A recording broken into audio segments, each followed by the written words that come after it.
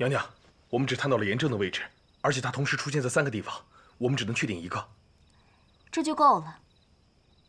好，咱们按照计划行事，分为2队，一队先去河边准备船只，另外一队随我去找严正，待我看清楚他的模样，咱们再返回河边会合，一同离开。宁贵妃请保重。都起来吧，大家都一定要注意安全。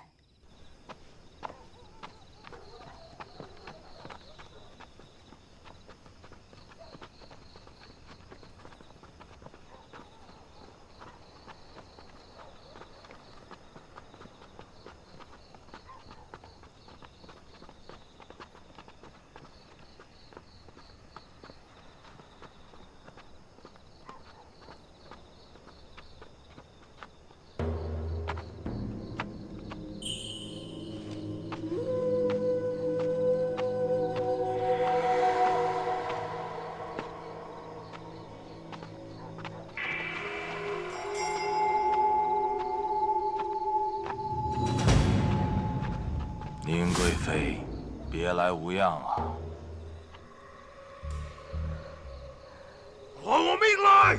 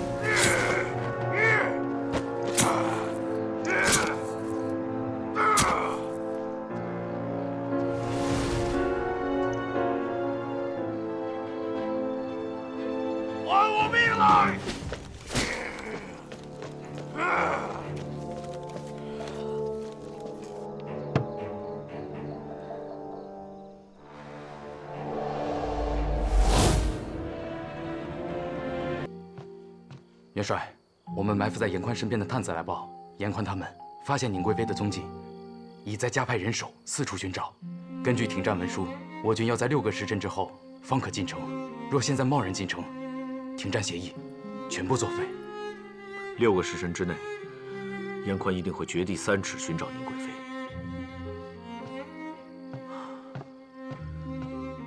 我一个人去汉城，6个时辰后，你再带兵入城。严宽军中有多人认识你，一旦被认出，你这是抗旨之罪啊！那又如何？元帅，想要天下太平，就不能再起战乱。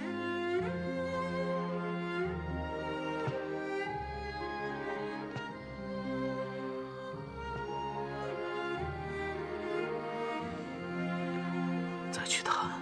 是。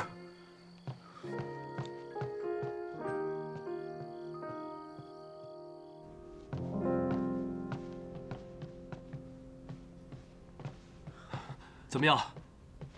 皇上，敌军已经停战了，但是全军仍旧挨家挨户的搜查，暂时还不知道他们要找的东西是什么。难道是发现宁氏的藏身之处了？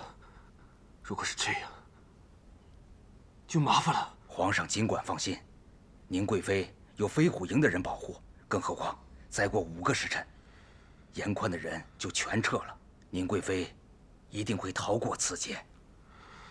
宁氏几人天相？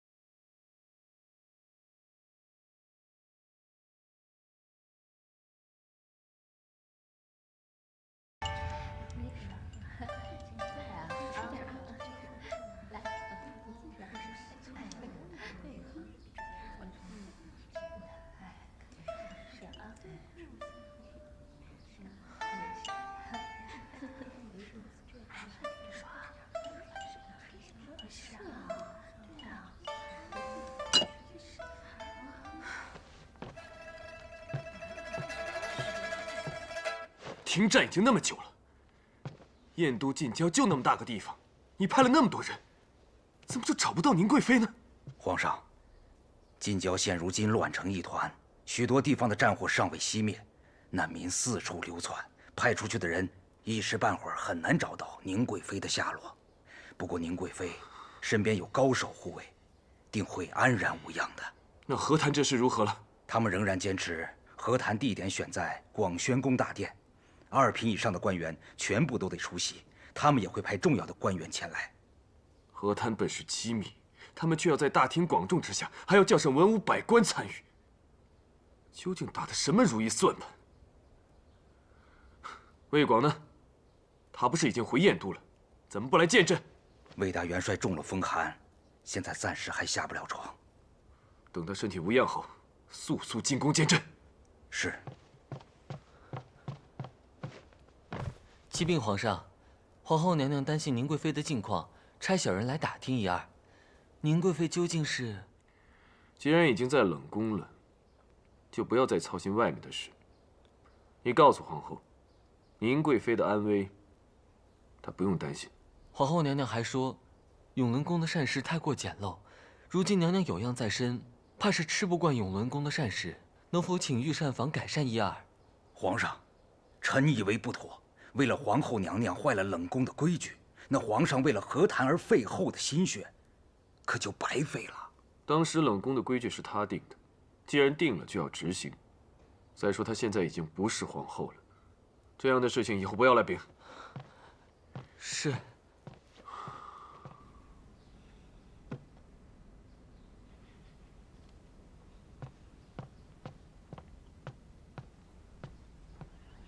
魏广，你身体如何？我没事。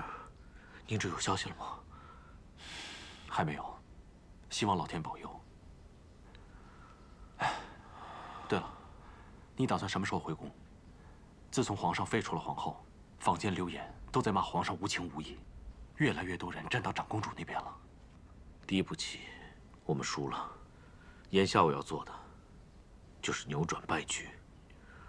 我迟迟不回宫，正是我反击的第一步。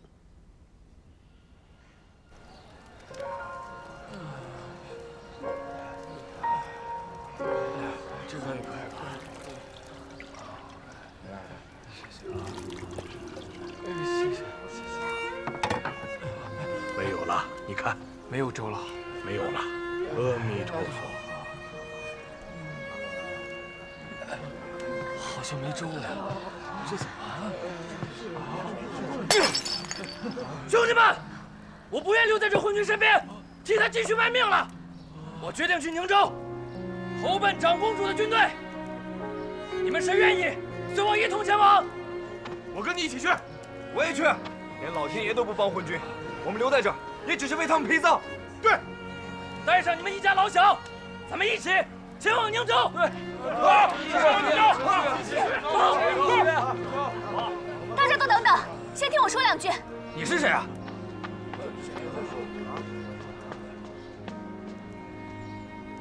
我是皇上的妃子，宁贵妃。大家看看，宁贵妃还会在宫外和我们抢粥喝呀！别做你的春秋大梦了，少骗人了，少骗人了！你们要走，我不拦着。我只是有个问题想要问问你们：你们如何知道广定王就是天命所归呢？老天爷亲口告诉你们的吗？先是大爆炸，然后是天火，难道不是老天爷震怒吗？对啊，是啊，对啊，就是天火，你也是亲眼看到的？反倒是我，亲眼见到昨天晚上长公主的叛军四处放火。你不要再说了，广定王如果不是天命所归，又岂会有那么多的能人异士前去投奔他？是啊，没错。听说严大将军有分身之术，还能呼风唤雨、差遣鬼神。就是，他令旗一挥，鬼兵鬼将都来帮忙。就是，他说的没错，就是。严宽那个妖人，他那点把戏，我见过不知道多少回了。大家听我说一下，我认得她，她就是宁贵妃。上次永东门大爆炸是她救济的我们，宁贵妃她是个好人呐。大家都听我说，永东门大爆炸是她救回了我的丈夫。宁贵妃，就算他是个好人，也不代表那个昏君就是好人。对，没错，他们这些人就只会躲在皇宫里享受荣华富贵，根本就不会理会我们平民百姓的死活。我们没空看你玩把戏，我们现在就要去宁州，我们要升官，要吃饭。对，我们要吃饭。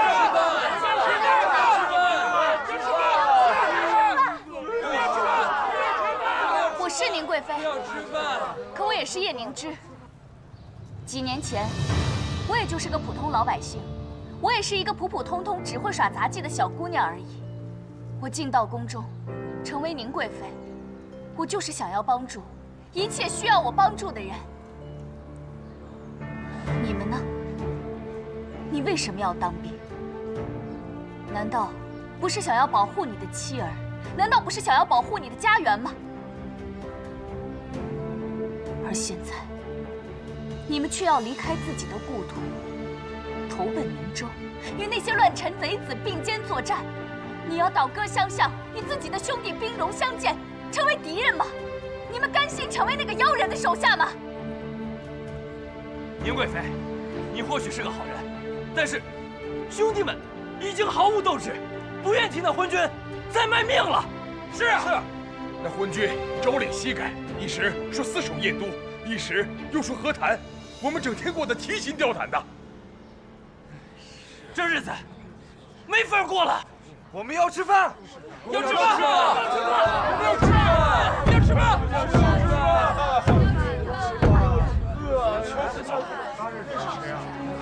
我们要吃饭，我们要吃饭。这谁啊？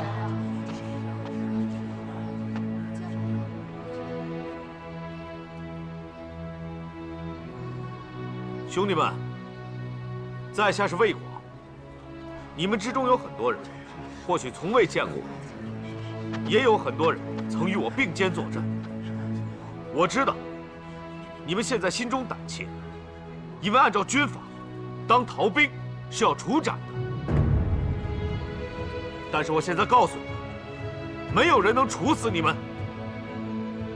军心不振，兵无斗志，纪律无存。这全部都是我魏广的错，要怪就怪我，是我魏广指挥不当，让你们受苦了。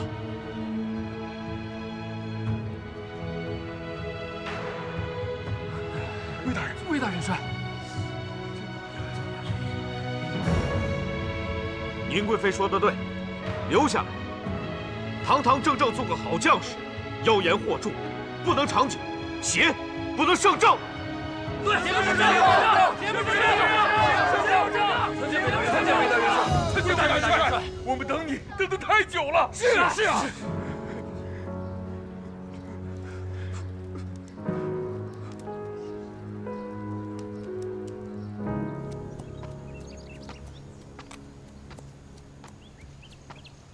魏广，我沿途所见，都是逃兵。就目前的形势来看，我方的兵力和叛军相比，哪一方更胜一筹？原本我军略占上风，几番折腾下来，如今实力相当，胜负难料。但现在担心也没用了，因为这次的胜负不在战场。原本以为我可以劝得皇上不要废后，但是你尽力了。对了，你为什么不听我的嘱咐，竟然直接面对燕州？因为只有这样，才可以接近事情的真相。让我下来吧。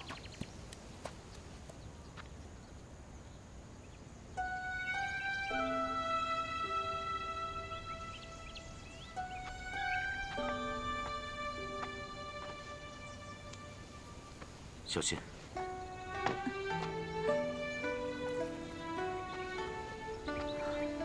其实这次，我是真的害怕。随行的2个宫女都已经遇害，我除了躲起来等待，其他事情我什么都做不了。现在好了，没事了。我当时多担心你落入严宽之手。答应我，要好好爱惜自己，保护好自己。我就是想尽快的揭穿严宽的阴谋，稳定军心，让皇上安心，叫他不要落入废后的圈套。只可惜，我不知道韩城这么快就失手了，是我不对。后来，我就躲在了房梁上，没有人能找到我。你看，我现在不是回来了吗？贵妃娘娘还像孩子一般，你让我如何放心？别愁了。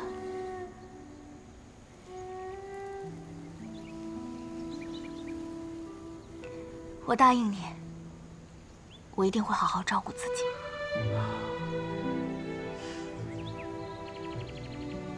我真是拿你一点办法也没有。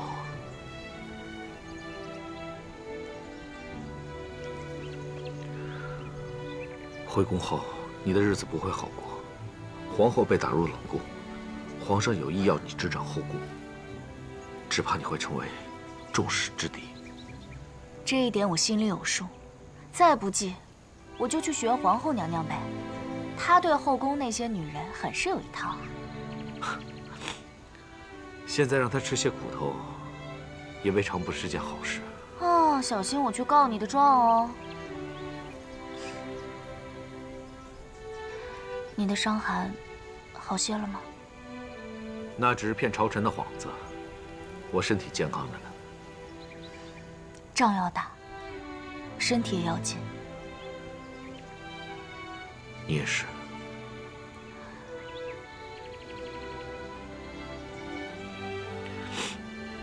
待时机成熟，我会立刻回宫。不过现在还不是时候。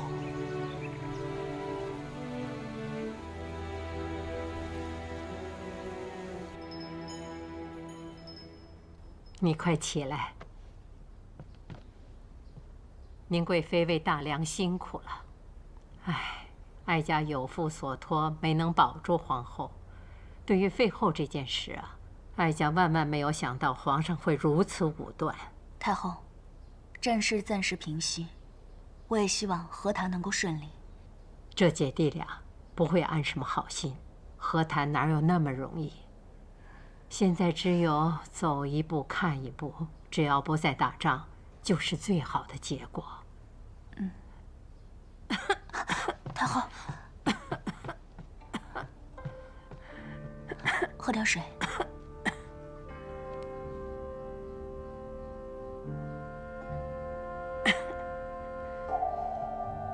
哦，对了，班灵儿呢，整日说想念你，就让她再跟你回去吧。班灵儿这次回宫报信有功，就跟回我吧。多谢太后，多谢宁贵妃。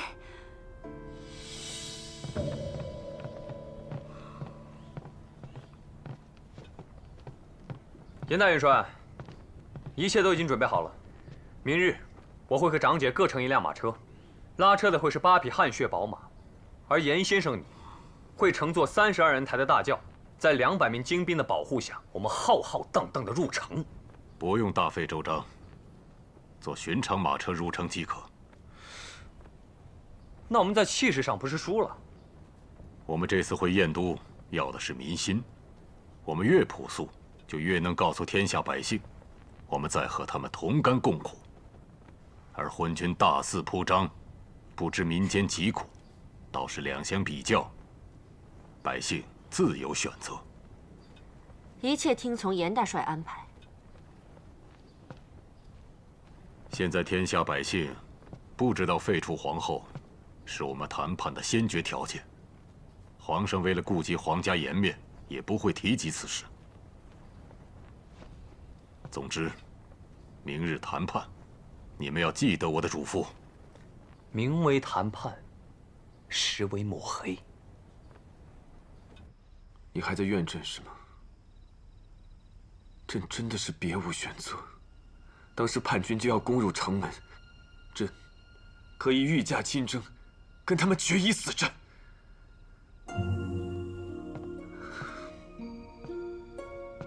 朕死了没关系，可是朕的那些嫔妃和儿女呢？他们怎么办？还有你，当时你流落在外，生死未卜，朕不能不顾及到你的安危啊！朕知道你心里有隔阂，但这是朕唯一能做的选择了。朕只有顾全大局，才能避免更大的伤害。大爆炸当日你也看到了，民众死伤无数啊！现在只有停战，不再打仗，才不会重蹈覆辙。所以说，和谈是唯一的选择。皇上总有皇上的苦处。那么臣妾想去探望皇后。你探了又如何呢？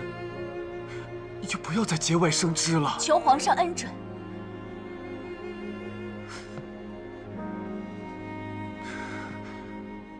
既然你求朕了，那么朕就依你一次。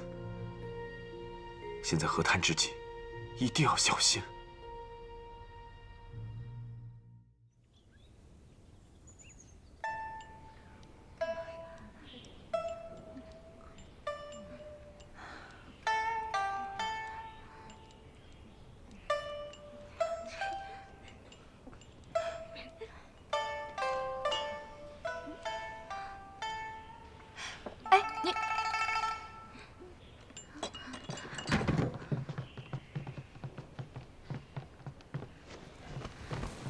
宁贵妃万福。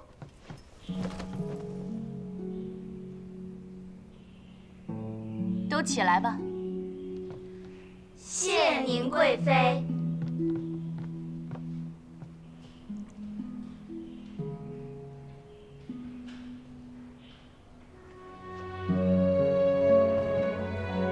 参见皇后娘娘。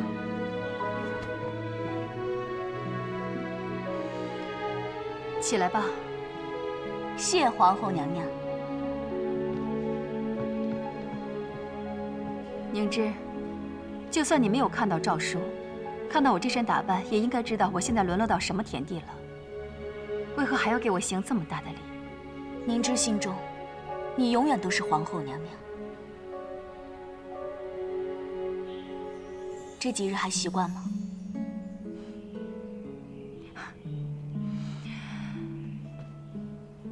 有什么习不习惯的？人有的时候就是奇怪，10几年来没有一顿不是珍馐美味，现在尝尝这些粗茶淡饭，倒别有一番滋味儿。我能为你做些什么吗？倒也没什么，只不过这里有的人日日夜夜都在弹琵琶，音调宛如哀乐，真是让人烦闷不堪。还有人对我不大尊重，有好菜也不给我夹。宁芝，现在应该是你在这里后宫吧？是。既然你刚才还尊称我一声皇后，那有几件事儿，我希望你能够破例的帮我处理一下。皇后娘娘，请说。我最近身体不适，可否请个太医过来？好。这里人这么多，饭菜又那么少，是否可以为我专门做几样精心的小菜？自然。还有，我那屋里有好多的蚊子，那个蚊帐破破烂烂的。姐姐，你说的我都会帮你办到。你先委屈些日子，我一定会想办法救你出去的。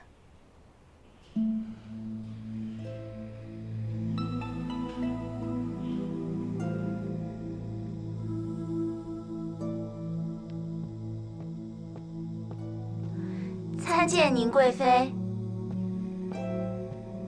皇上，这是怎么了？皇后在冷宫过得可还习惯？她都说朕些什么了？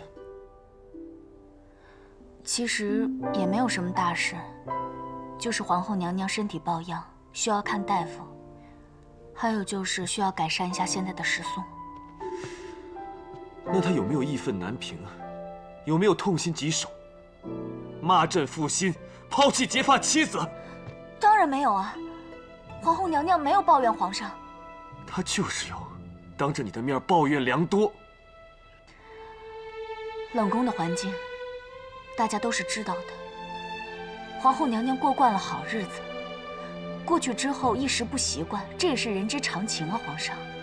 朕又不是第一天认识她，以她的品性，一定会大肆的辱骂朕。皇上，你到底是听谁在扯谎？皇后娘娘从来没有在背后说过你的坏话。你不要仗着朕对你宠爱，你就为所欲为。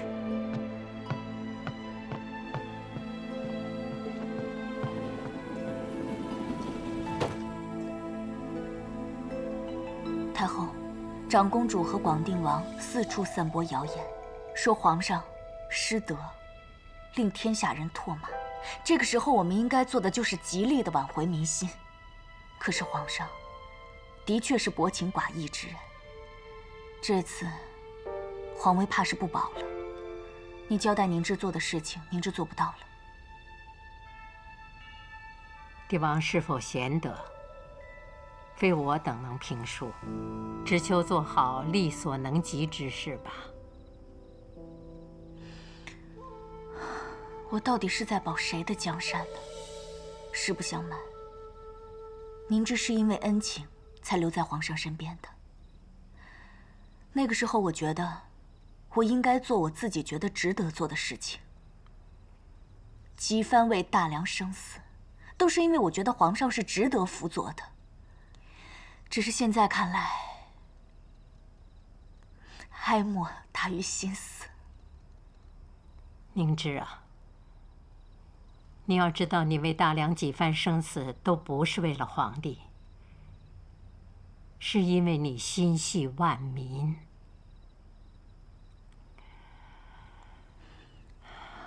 太后，这次宁芝真的无能为力了，皇上的败局已定。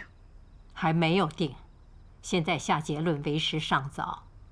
你想一想，那些士大夫们最在意的是什么？皇室正统。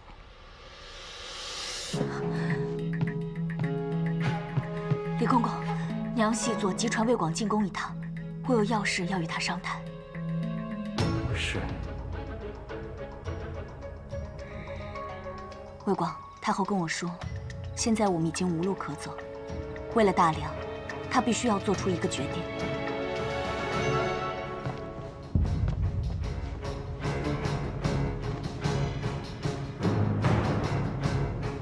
长公主到！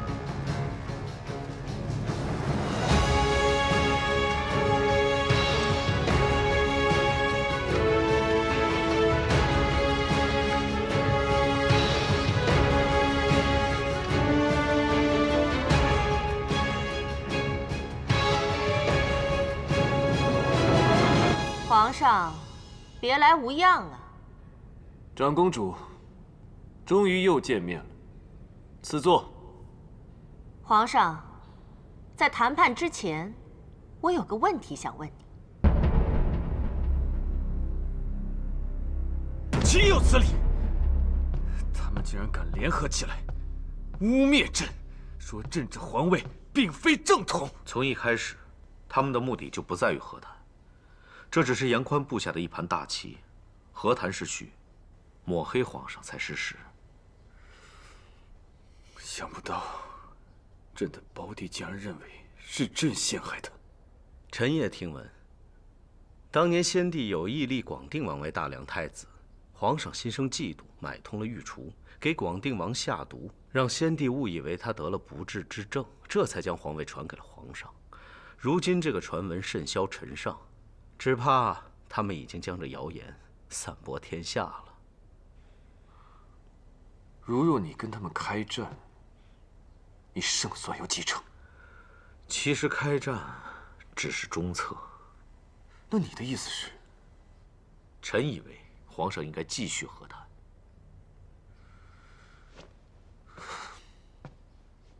你想让朕继续去受他们的羞辱吗？再谈下去，事情一定会有转机。什么转机？天佑大梁君主。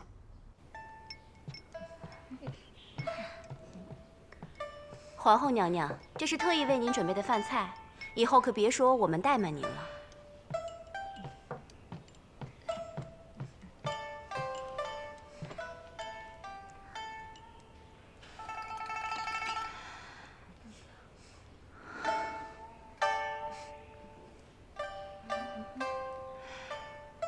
路飞，能不能先停一停？我那边有些孤本琴谱，你应该感兴趣，我取来给你，你也可以学学上面好听的曲子。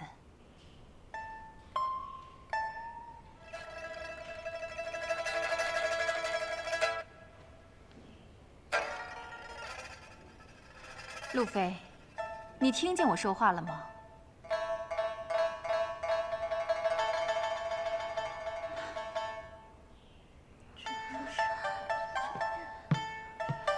我已经跟你说了，让你别弹了，为什么对我的话充耳不闻？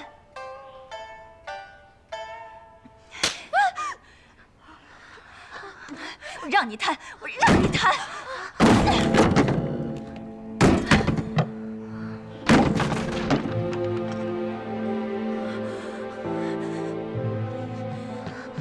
你敢砸我的琵琶啊！你好大的胆子！有本事你就杀了我！都别吵了，这要是被别人知道了，我们个个都得挨罚。我19岁就被他打入冷宫，生不如死。如今连弹琵琶也不行了，我还有什么可怕的？有能耐的，你就处死我！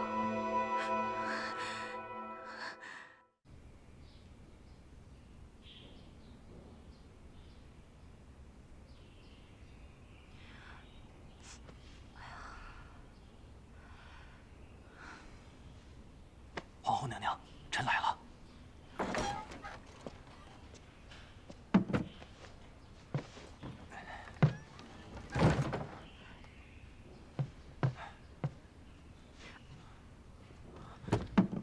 娘娘，您受伤了。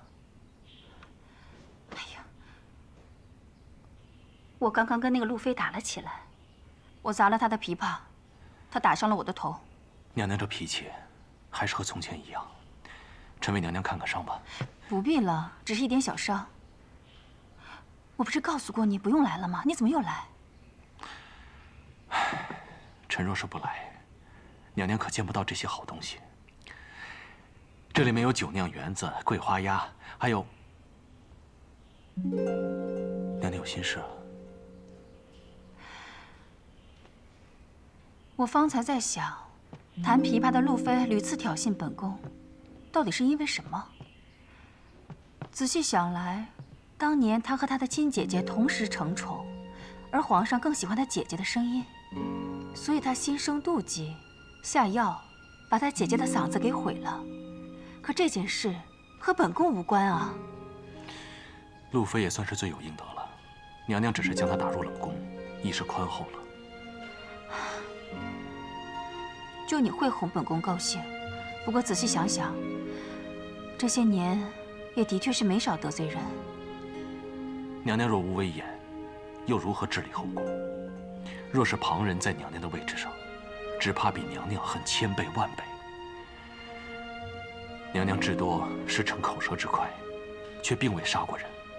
这宫里的妃嫔们哪个手上没沾过血？所以娘娘不必愧疚，也不必觉得落入冷宫是天理循环。娘娘只是一时时运不济而已，总有出去的一日。朗坤啊，下次来的时候帮我带样东西。什么？带个琵琶，要五弦的，最好是梨木做的，梨木做的琵琶最好。臣明白。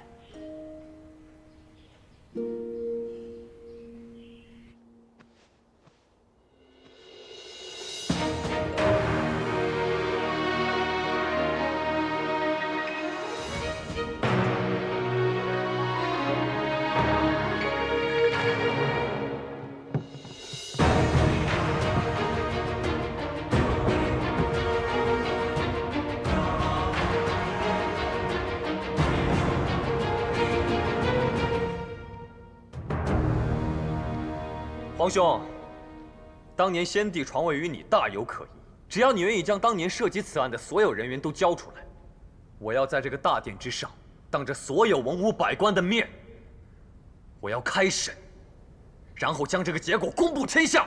无稽之谈！皇太后驾到！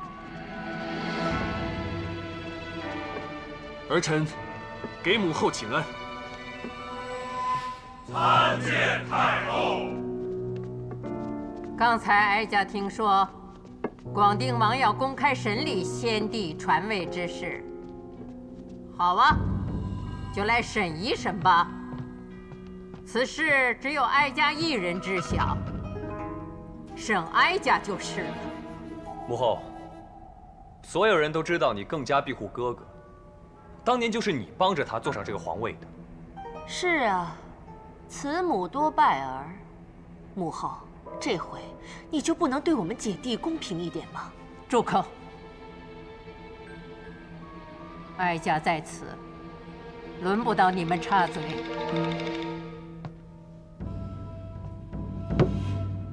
民间传言不假，诸多皇子中，先帝的确最喜欢广定王。当年也有朝臣上奏立广定王为储君，可先帝一再推迟议论此事。后来经御医诊断，广定王得了天花不治之症，立储之事也就无人再提。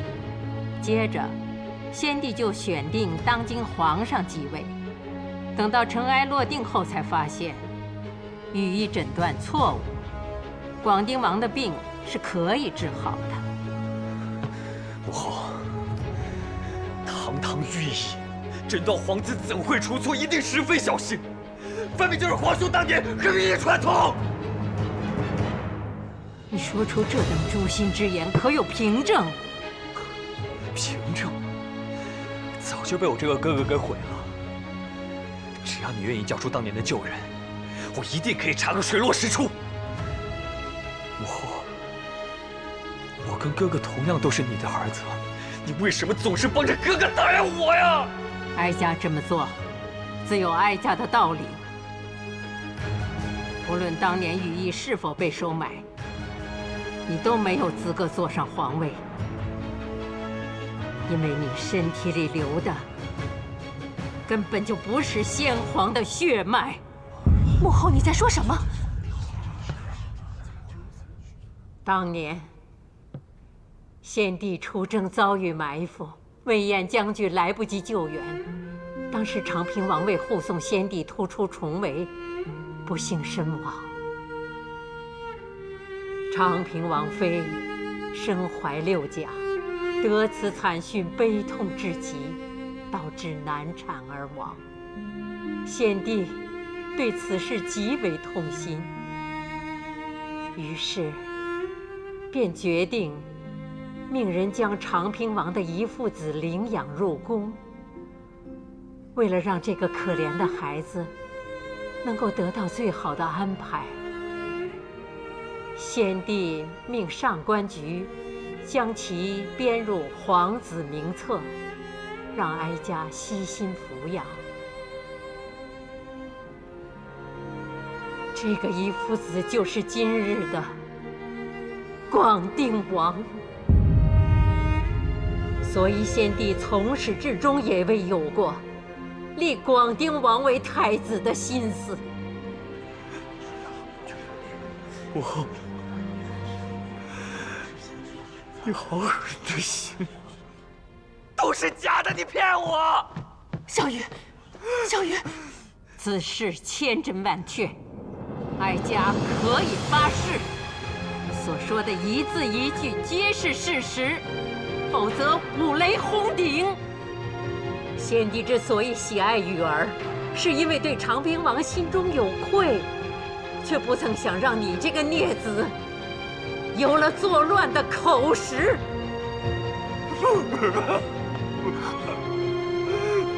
哀家还有几句肺腑之言。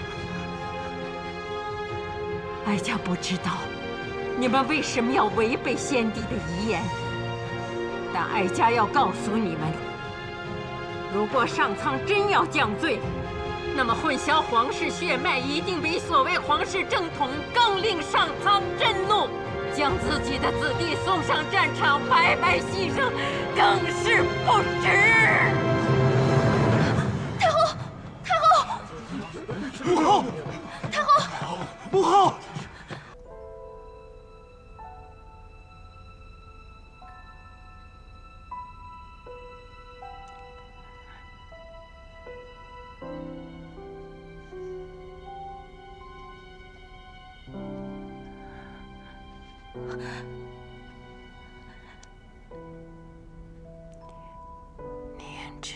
念之在，念之在。太后，答应哀家守住大梁。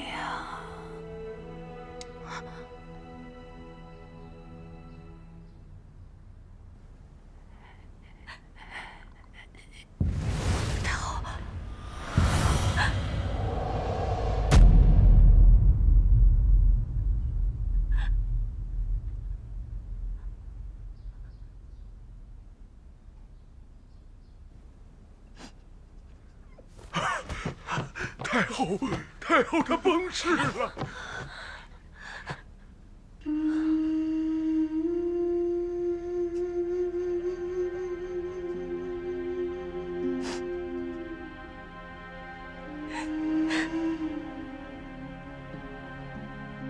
皇后娘娘，您为何不进食呢？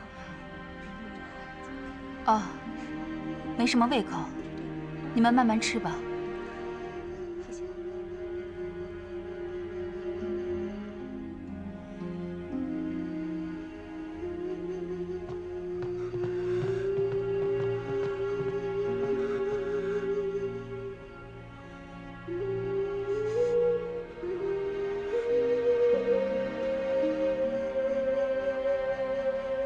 母后不会死，母后不会死。母后，你是不是还有很多话要跟我说？是不是那个昏君逼着你这么做的？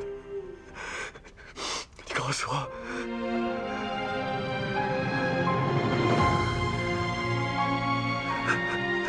真是那个不孝子。逼着你在大庭广众之下贡献自己的亲生儿子，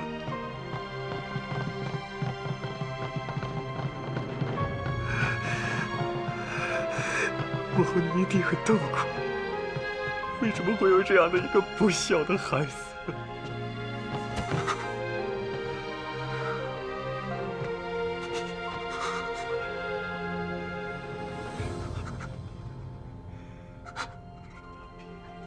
太后，我会替你守护好大梁的。太后崩逝了！太后崩逝了！太后崩逝了！太后崩逝了！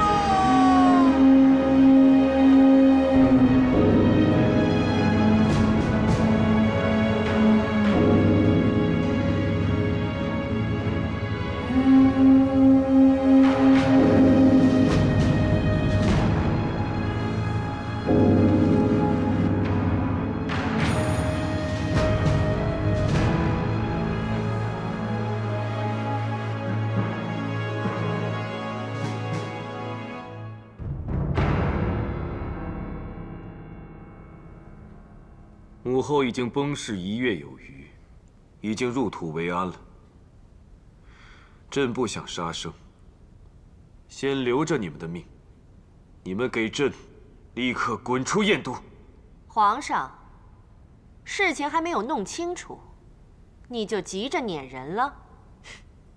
皇兄，当日母后在这个朝堂之上所说的话就是一出戏，她所说的每一个字都是受人所逼。一派胡言！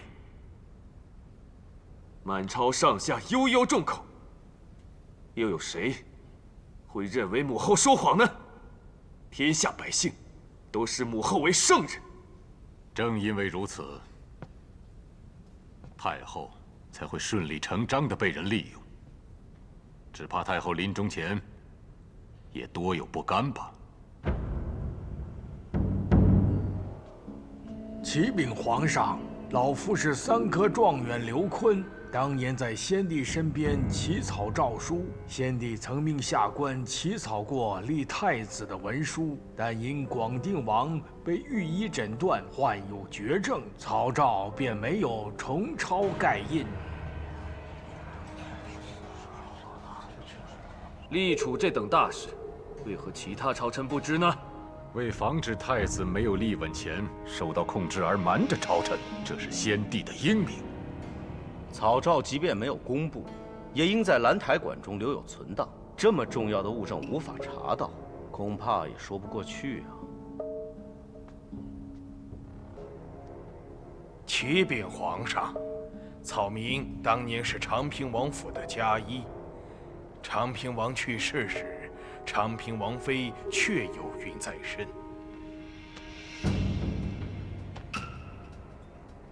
但医案记录，她产下的是一名女婴。请问这位老者，难道长平王只有1个子嗣，1位王妃吗？魏大元帅，既然如此，那就让我们来一场论战吧。怎么，战场上还没有打够吗？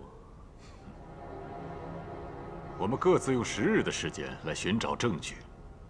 10日之后，广定王是不是正统，以论战的结果来定。你想怎么变，我们都奉陪到底。可有一件事情，希望我们双方能立个君子协议：论战一事，不可对外声张，找天下间最有名望的鸿儒先生入宫，做评判即可。那我们就10日之后见。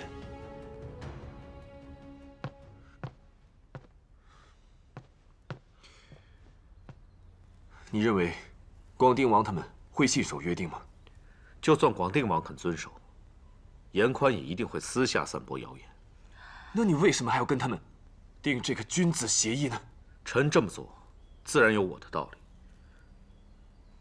太后所说之事，无论对您有益还是无益，都不可拿来做旗帜。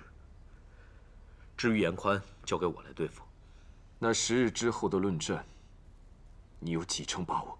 臣有8成，还有2成呢。朕不能输，这是95之尊。如果朕输了，就会遭世人唾骂，颜面扫地。为了皇太后，我会不惜一切代价，将这个8成变成10成。朕要的就是你这句话。10日功夫一闪就过，你速去速回。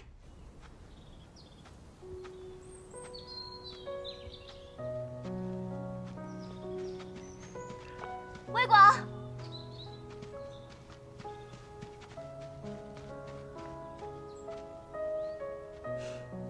宁贵妃是来为我送行的吗？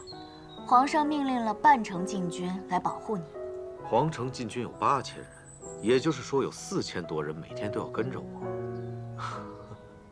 皇上还说，朝中官员不论品级，都必须听你吩咐，你想用谁就用谁。就是说，你现在已经是1人之下，万人之上了。皇上是真的着急了。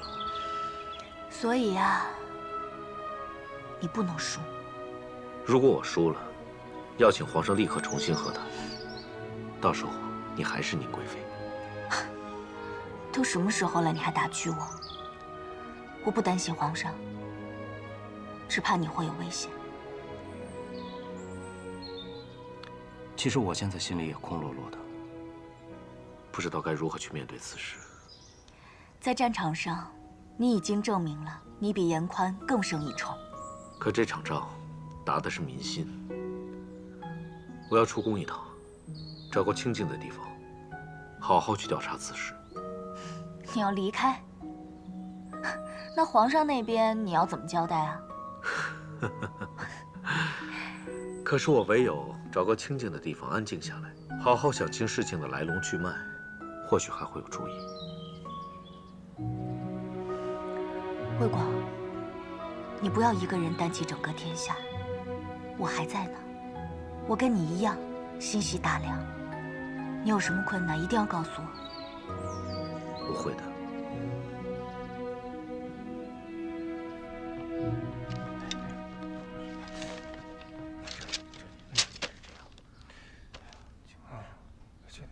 这个地方，你再去看看那个。哎，还有这个。这上面是这样记载的。元帅，严宽装神弄鬼，四处造谣，说有人看到了皇太后的鬼魂，还说皇太后的鬼魂夜夜哭诉皇上，逼他说谎。早料到他会有这样的伎俩。那你们有没有问百姓，他们到底信不信皇太后说的话？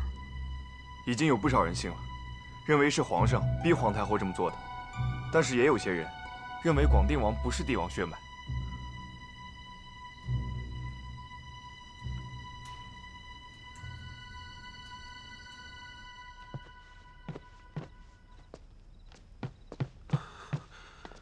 宁贵妃呢？宁贵妃按照皇上的旨意，去给魏大元帅送卷宗去了。这么晚了，他还没有回来。他回来之后，让他立刻来见朕。皇上，这几日宫里可谓是人心惶惶。过几日的论战，不知道结果会怎么样，但这次论战会影响整个大梁的命运。有什么好担心的？广定王不是先帝的血脉，这是板上钉钉的事。皇上，这几日您是不是睡眠不好？朕看起来很憔悴吗？魏广他着实放肆，是朕太纵容他了。发生如此大的事情，他却躲到宫外去，也不知道事情进展的如何，让朕怎能安眠？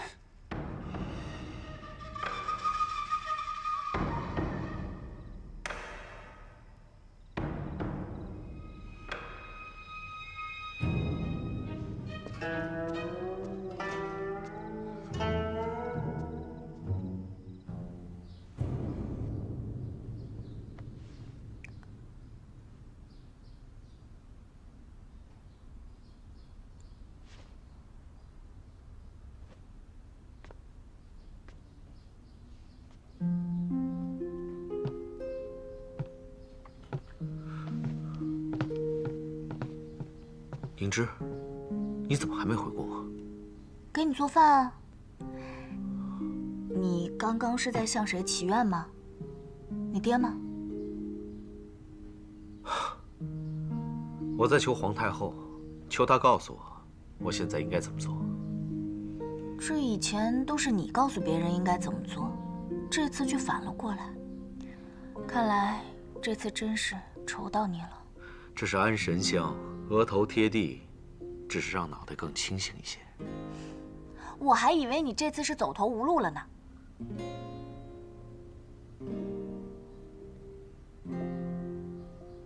这一次，我觉得我可能要输了。查遍所有的卷宗，都没有任何有力证据，只有6日时间了。此刻，我却是一筹莫展。不是还有6日时间吗？你一定会有办法的，虽然现在还没有想到。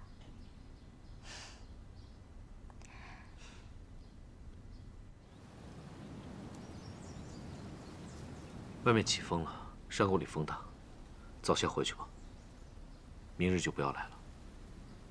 你到现在还在关心我，振作一点啊！要不咱们去找找乐子？这深山老林有什么好玩的？你刚才不是说起风了吗？还记得我的2大绝技吗？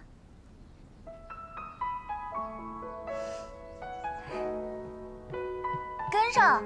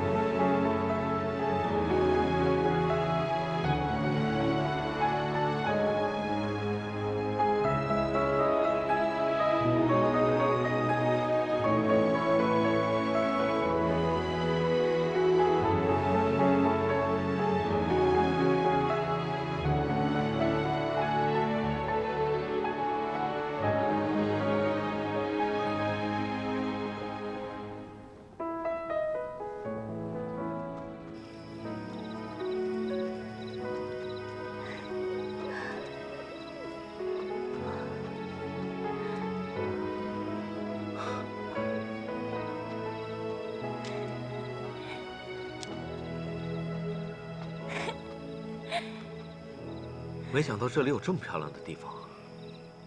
是守夜的侍卫告诉我的，这里夜晚会有亮光，于是我就带你来了。没想到竟然这么美。你有没有听过一个传说，人死之后会化成飞虫，飞回来见他想见的人？这里这么多萤火虫，你觉得会不会有一只是皇太后啊？慧广，你可不像是会听信传说的人呢。若传说能令人心里慰藉，何乐而不为呢？太后，太后你在吗？哎，啊，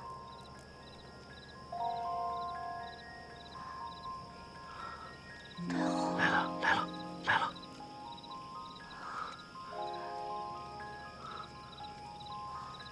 太后，是你吗？太后，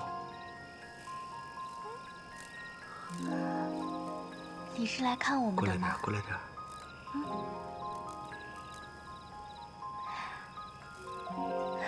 你知道吗？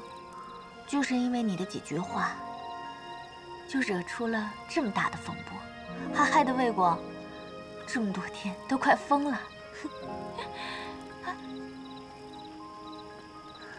太后自从进宫后，行为举止严遵宫规，没有丝毫逾越，又时时为大梁操心。若她真的变成了萤火虫，我为她高兴。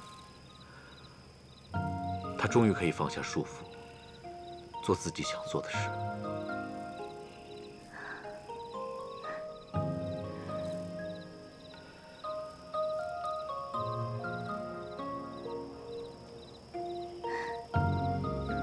求人得人是太后的心愿，现在也成为我的心愿了。